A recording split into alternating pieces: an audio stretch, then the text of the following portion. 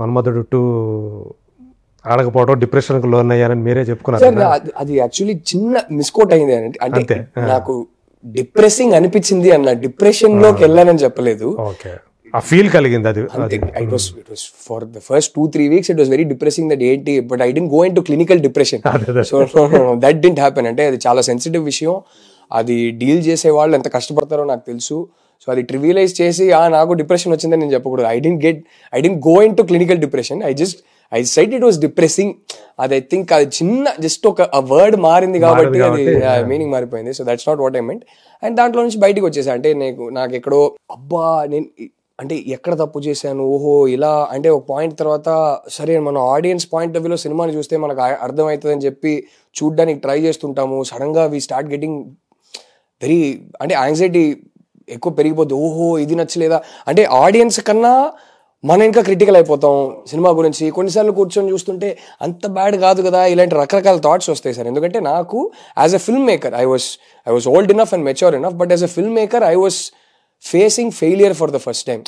I had made a movie that people didn't like for the first time. చీలాసో చూసిన వాళ్ళలో మెజారిటీకి ఒక 75-80% కి బాగా నచ్చింది, ఒక 50-60% అయితే తెగ నచ్చింది సినిమా. స్క్రీన్ రైటింగ్ కానీ మీ టేకింగ్ కానీ సినిమా తీసిన విధానం, మీరు ఏవైతే సీన్స్ని క్రియేట్ చేశారో కన్సీవ్ చేశారో అవి అన్నీ కూడా ముచ్చటగా అనిపించింది. అది ఆ టైటిల్ ఎంత ముచ్చటగా ఉందో సినిమా కూడా అంత ముచ్చటగా ఉంది.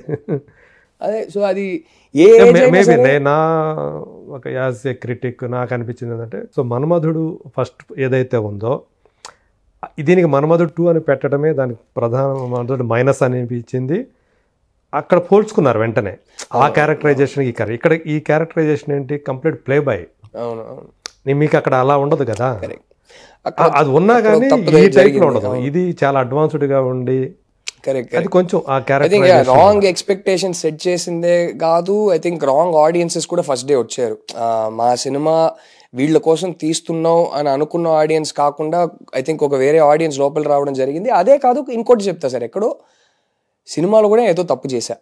ఈ టైటిల్ అనేది పక్కన పెడితే అది కూడా ఐ థింక్ ఒక ప్రధాన రీజన్ అయింది, కానీ సినిమాలో కూడా ఏదో ఎక్కడో తప్పు చేశా. అది హీరో క్యారెక్టరైజేషన్ కనుక నచ్చితే జనాలు ఆటోమేటిక్ చూస్తారు సార్. అంతే ఆ క్యారెక్టరైజేషన్ ఏదో సరిగా తీయలేదు, అది మాత్రం నాకు అర్థమైంది. సో అండ్ ఎక్కడో నాకు ఇప్పుడు నా స్టోరీ అనుకోండి సార్, ఇంకొంచెం జడ్జ్మెంట్ బెటర్ అయి ఉంటుందేమో, ఎక్కడ తప్పు చేశానో నాకే అర్థమయ్యేదేమో.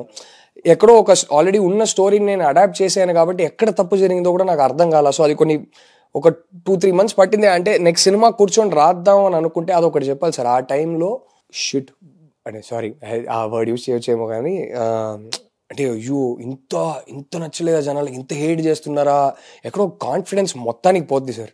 మళ్ళీ ఇంకో సినిమా తీయాలా వద్దా అనే భయం వచ్చేస్తుంది. యాక్చువల్ ఆ టైంకి మీరు వేరే తీయాలనుకున్నారు, ఆయన తీయమన్నారు అంతే కదా నాగార్జున గారు. అంటే నాగారితో కాదు, అప్పుడు వేరే సినిమా చేయాల్సింది అన్నపూర్ణలో. సో అప్పుడు ఇది చెప్పారు నాకు, ఇది మంచి ఆపర్చునిటీ, నాకు కూడా కెరీర్లో మంచి ఆపర్చునిటీ కదా అని అనిపించింది. అది పక్కన పెడితే ఆబ్వియస్లీ చిన్న ఏ ఫిల్మ్ మేకర్ అయినా సరే కాన్ఫిడెన్స్ పోతుంది సార్. అయ్యో నేను మళ్ళీ ఇంకో సినిమా తీస్తే ఆ తీస్తుండగా నచ్చుతుందా అనే ఒక భయం వచ్చేస్తుంది ఎక్కడో. సో అది పోవడానికి టైం పట్టింది, అది కాదనట్లేదు. కానీ అది పక్కన పెడితే I think the industry was very very sweet to me at that point sir.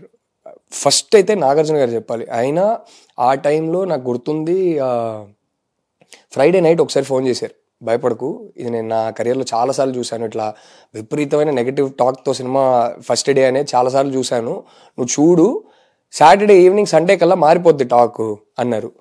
I think తర్వాత ఒక్కసారి మండే ఫోన్ చేశారు, మా ఇద్దరికి అర్థమైంది నా టాక్ మారదు అనేది అర్థమైంది. ఐ థింక్ వెడ్నెస్డే ఒకసారి ఫోన్ చేశారు సార్. ఆయన అలాంటి ఒక లెజెండ్కి ఓకే నాతో ఎన్నో డైరెక్టర్స్తో పనిచేశారు, నేను ఆ లిస్ట్లో ఎవడో ఒకడు అంతే కదా. బట్ అలా కాకుండా ఆయన ఎక్కడో వెడ్నెస్డే ఫోన్ చేసి, రాహుల్ ఒకటే చెప్తా, we all had a lovely time, నిజంగానే మేము అందరూ బాగా ఎంజాయ్ చేసాం సార్, మొత్తం టీము, క్రూ కానీ కాస్ట్ కానీ. ఆ సినిమా తీసేటప్పుడు బాగా ఎంజాయ్, ఒక లవ్లీ స్పిరిట్ ఉండింది టీంలో, ఒక లవ్లీ నాగ్ గారి వల్ల ఎక్కడో బికాస్ ఆఫ్ ద మైండ్ హీస్ we had a lovely time on the set. మొత్తం ఆ ఫ్యామిలీ మెంబర్స్ అంతా ఉంటారు.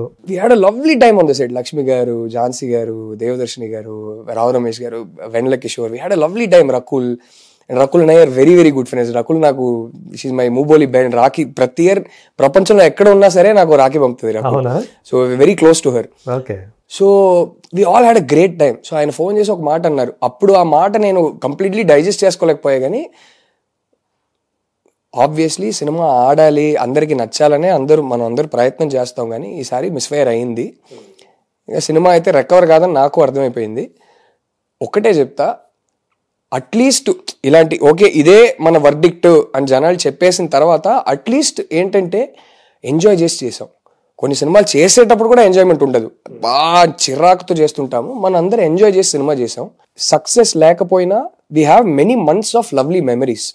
Don't let one Friday spoil many months worth of good memories అన్నారు. It was very beautiful on his part. ఒక హీరోగా, ఒక ప్రొడ్యూసర్గా ఆయనకు చెప్పాల్సిన అవసరం లేదు. నేను ఎవడో 2వ సినిమా తీస్తున్నా, ఆయన ఆ ఫోన్ చేసి చెప్పడం అనేది I think I valued it a lot at that point. And ఇంకా నాతో ఎవరు సినిమా తీయరేమో, నాకు మళ్ళీ ఛాన్స్ దొరకదేమో అంటే ఊరికే ఒక సినిమా వచ్చి సైలెంట్గా ఫ్లాప్ అయ్యి వెళ్ళిపోతే పర్లేదు సార్. ఇది సైలెంట్గా ఫ్లాప్ కాలేదు, అందరూ ఎఫర్ట్ తీసుకొని తిట్టారు. సో నాకు సినిమా ఛాన్సే దొరకదేమో అనుకున్నా. బట్ ఆ టైంలోనే వెంటనే సినిమా రిలీజ్ అయింది, ఫ్లాప్ అయింది. ఆ టైంలోనే అట్లీస్ట్ ఒక 3-4 ప్రొడక్షన్స్ హౌసెస్ ముందుకు వచ్చి నాకు అడ్వాన్స్ ఇచ్చారు. అప్పుడు నెక్స్ట్ సినిమా మాతో చేయండి అన్నారు. లైక్ ఓకేలే, ఎక్కడో చిన్న కాన్ఫిడెన్స్ ఇచ్చింది. That I think is the most beautiful thing about the Telugu industry. And అంటే ఊరికే కాదు, అంటే ఆ సినిమా రిలీజ్ అయ్యి ఒక 2 weeksలో ఫస్ట్ ఫోన్ చేసిన ప్రొడ్యూసర్ అల్లు అరవింద్ గారు. ఆయన అప్పుడు ఒక వేరే సినిమా ఒకటి చేయమన్నారు. అది కాకుండా నెక్స్ట్ ఎలాగో ఆయనతో అంటే ఇప్పుడు చేస్తున్న సినిమా ఆయనతోనే చేస్తున్నారు. సినిమా రిలీజ్కి జస్ట్ ముందు నాకు దిల్ రాజు గారి కాంపౌండ్ దగ్గర నుంచి అండ్ సితారా కాంపౌండ్ దగ్గర నుంచి నాకు ఆఫర్స్ ఉండింది. సినిమా రిలీజ్ అయ్యాక వాళ్ళ యాటిట్యూడ్ ఏమాత్రం మారలేదు. సినిమా రిలీజ్ అయ్యాక కూడా ఫోన్ చేశారు, ఎప్పుడు ఏం చేద్దాం, మాకు నెక్స్ట్ చేస్తారా, ఎప్పుడు చేస్తారు, ఏమాత్రం మారలేదు. అది ఒక చిన్న కాన్ఫిడెన్స్. డైరెక్టర్గా మీ మీద వాళ్ళకి ఆ నమ్మకం మాత్రం ఏమాత్రం మారలేదు. ఎందుకో నన్ను ఎందుకు నమ్ముతున్నారని నాకే అనిపించేది, కానీ the way the industry treated me was at that point I think it mattered a lot to me. It was beautiful. Especially ఇలాంటి like big wigs and industry legends phone చేసి నెక్స్ట్ సినిమా మాకు వచ్చి తీ అన్నప్పుడు అది ఇచ్చే కాన్ఫిడెన్సే వేరు sir. అసలు అది ఎక్కడో నాకు మెల్లగా ఒక విషయం ఏం అర్థమైందంటే, ఓకే సినిమా పోయినా సరే, జనాలకు నచ్చకపోయినా సరే, అందరు తిట్టినా సరే, ఓకే వీడికి ఒక బడ్జెట్ ఇచ్చి ఒక కాస్ట్ ఇస్తే మేనేజ్ చేయగలుగుతున్నాడు. ఫారిన్ లొకేషన్స్ ఇంత పెద్ద, అంటే ఇన్ని లక్ష్మి గారు, రావు రమేష్ గారు, వెంకట కిషోర్, ఆబ్వియస్లీ అంటే లీడ్ యాక్టర్స్ పక్కన పెడితే, నాగ్ గారు, రకుల్ పక్కన పెడితే ఒక పెద్ద స్టార్ కాస్ట్, వీళ్ళని హ్యాండిల్ చేయగలుగుతున్నాడు. ఎందుకంటే చీలసో అనేది చాలా చిన్న సినిమా సార్. 2.5లోనో ఏదో తీసాము, మాక్సిమం 2 క్యారెక్టర్స్ చుట్టూ తిరుగుతుంది సినిమా. 32 daysలో ఫినిష్ చేసాము. అండ్ ఐ థింక్ ఆ పాయింట్లో అప్పుడు బయటకు వచ్చింది కూడా ఏంటంటే, వీడు చెప్పిన టైంకి చెప్పిన బడ్జెట్లో మన్మధుడు 2 ఫినిష్ చేశాడు అనేది మెల్లగా బయటికి వెళ్ళింది అనుకుంటా. అండ్ నాగ్ గారు ఆ టైంలో ఆయన అందరికి వెళ్ళి రికమెండ్ చేశారు నన్ను. అది నేను లైఫ్ లాంగ్ ఆయనకు ఆ గ్రాటిట్యూడ్ ఉంటుంది నాకు. నాగ్ గారు కానీ, అక్కడ అన్నపూర్ణలో సుప్రియ గారు కానీ, I think they went around, they were really sweet. They just went around like no is a very sincere boy, is a hard working boy అని వాళ్ళే చెప్పడం వల్ల I think that help me recover faster. So అది ఎందుకో అంటే ఆ తర్వాత నేను ఇంటర్వ్యూ చేయలేదు, ఇదే ఫస్ట్ చేస్తున్నా. ఆ తర్వాత కోవిడ్ వచ్చేసింది, ఇంటర్వ్యూ చేయలేదు. చెప్పాలనిపించింది ఆ టాపిక్ వచ్చింది కాబట్టి. How the industry made me feel better. I felt really good about. Felt really good about that. సితారాలో కూడా నాగవంశీ గారు అప్పుడు సినిమా రిలీజ్ ముందే నాకు సితారాలో అడ్వాన్స్ ఇచ్చేసారు. టీజర్ ట్రైలర్ రిలీజ్ అయ్యాకనే అడ్వాన్స్ ఇచ్చేసారు. అప్పుడు ఆ టైంలో నా ఒక్క అడ్వాన్స్ తీసుకున్నా, మన శివలంక గారి దగ్గర అడ్వాన్స్ తీసుకున్నా. వాళ్ళది కూడా ఏమాత్రం మారలేదు అప్పుడు. వాళ్ళ యాటిట్యూడ్ కానీ, వాళ్ళ ఎంకరేజ్మెంట్ కానీ. రిలీజ్ అయ్యాక ఒక 2 weeksలోనే నాగవంశీ గారు కలిశారు.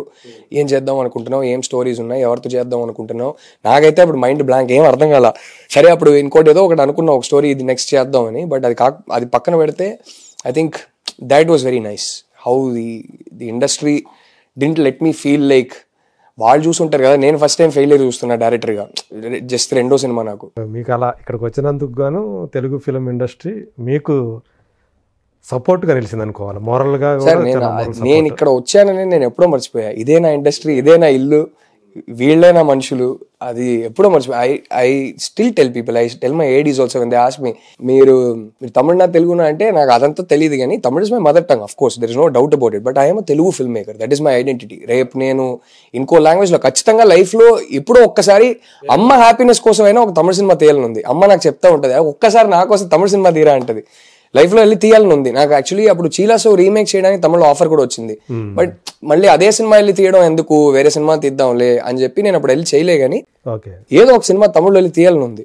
బట్ నేను తమిళ్లో వెళ్ళి సినిమా తీసినా సరే my identity will be that of a Telugu film maker. ఒక తెలుగు ఫిల్మ్ మేకర్ తమిళ్లో వెళ్ళి సినిమా తీస్తున్నాడు, రేపు ఇంకో లాంగ్వేజ్లో వెళ్ళి తీసినా సరే ఒక తెలుగు ఫిల్మ్ మేకర్ ఒక హిందీలోనో మలయాళంలో వెళ్ళి సినిమా తీస్తున్నాడు, కానీ my identity will be that. So నేను వచ్చాను అనే విషయం నేను మర్చిపోయాను.